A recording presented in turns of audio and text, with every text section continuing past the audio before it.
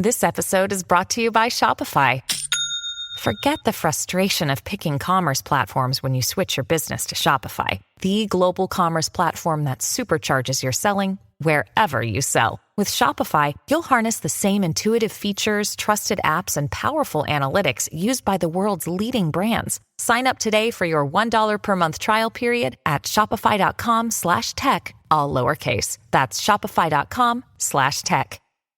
Welcome back to AI Chat. I'm Jaden Schaefer. Today on the podcast, we're talking about Tektonic that has just raised $10 million, and they're doing, drumroll please, generative AI agents, and specifically for the enterprise. This is a really interesting area that is heating up, and in my opinion, is showing some of the most exciting innovation. I've seen some really incredible demos over on X of different agents people are building in hackathons, what they're able to accomplish, and it really is making me quite bullish on where we actually go. This is part of the reason why I'm developing AI Box, which is a no-code AI app builder marketplace, because I believe this space is really, really going to have a ton of disruption. So let's get into the podcast.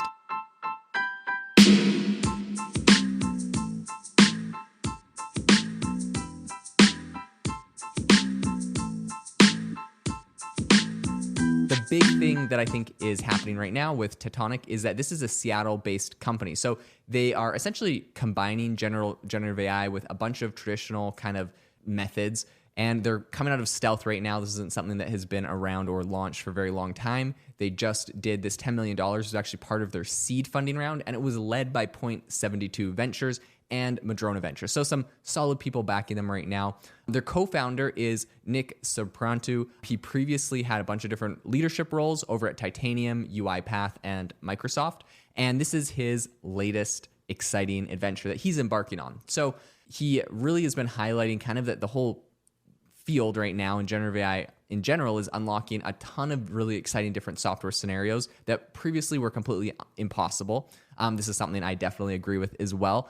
And I think this is really exciting when we start talking about automating systems and users automating what they do. He emphasized really kind of did his like press release thing, and he was kind of talking about the importance of combining generative AI with symbolic methods and traditional software to really maximize your potential. He said, quote, "You have to combine it with symbolic methods. You have to combine it with more traditional software if you want to squeeze the best out of it." This is really interesting because I've seen people have different approaches to generative AI and even to agents. And just like software and AI and automation in general, there's kind of like the one camp. And really what we've done more traditionally, which is like, let's say you're automating a car factory, you have these like robotic arms that do different things. There's kind of this new field and this new wave coming out. I'll share the robotics example, but it gets into software, so it's kind of the same analogy. But, you know, we started out with these robotic arms moving stuff around, and I feel like we're going to get pushed to a place where essentially we have humanoid robots that will do most of the tasks, because when you're automating things that humans did, these humanoid robots are going to be able to do a lot of things better than automation, to the point where sometimes when you have like Tesla, they over-automated their car factory at one point with these automatic arms, and they had to pull a bunch of them out because they just weren't versatile enough, and they brought in actual humans to do the job. Now, those humans, in my opinion, are going to get replaced by humanoid robots, but I just think it's super interesting because we've kind of seen the shift where like we really have built the world from the perspective of like what a human can actually reach and do and move. And I think we're going to see, and just bear with me on this analogy, but something kind of similar with software, where essentially we have these backends and these APIs and this code that kind of does tasks for us, and we're trying to use it to automate things. But I think what people really want and what's going to unlock a lot of potential is for the people that actually do a task, for that task to be automated in the same way that they do it. So you don't need necessarily a software developer, but you know, an AI model that can watch how you use a computer, how you use software, where you're clicking. And so it's like simulating an actual human using a device. I think is going to be a huge unlock and a huge way that a lot of our systems get automated. Now, I know all the developers I know are probably screaming at me right now because they're like, this is so dumb. Why are you automating it the way a human clicks on a screen and does things? You just get an API and there's code in the back end and it's like doing all this stuff.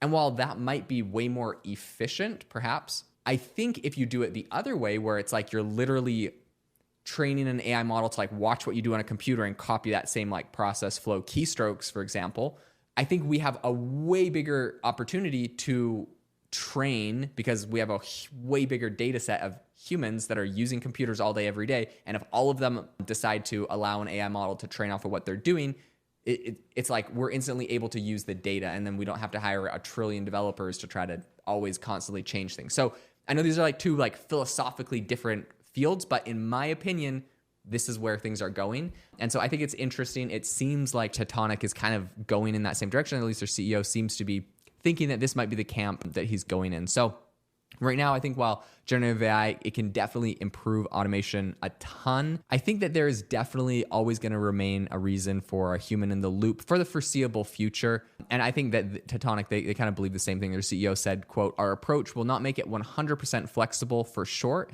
I'm not claiming that, but I'm introducing enough flexibility to cover a much broader set of scenarios than was possible before." So it's not like they're saying they're going to completely automate everything, but they're definitely taking steps in the right direction. So right now, Tektonic uses kind of a combination of a bunch of foundational models and open models for entity extraction and lower level actions. They're trying to become essentially a SaaS company within 3 to 5 years that really is connecting APIs and various systems. Currently, the system is installed as a container in a business's virtual private cloud to get started, and then it runs from there. This is really interesting. They just raised this $10 million, and they're really hoping that within 3 to 5 years, they're going to be like a very viable product. This makes a ton of sense. These platforms, people are surprised by how long these platforms take. I, for one, have been building AI Box for a year and a half. We're going to be launching our closed alpha very soon. We're shooting for the next month, but how development always is a little crazy. But it has been, these things always just take longer than you think, and especially when you're making something really big, really disruptive, really powerful. So I'm really excited to see what they do with agents. It's obviously an area that I'm also focused on, kind of building in the space with AI tools, automation, agents, and kind of that area is what I'm looking at. I haven't, we're not developing agents yet, but it's definitely something that is on our horizons that we're looking at. This is an amazing area, and I'll definitely keep you up to date on what Tektonic does in the future.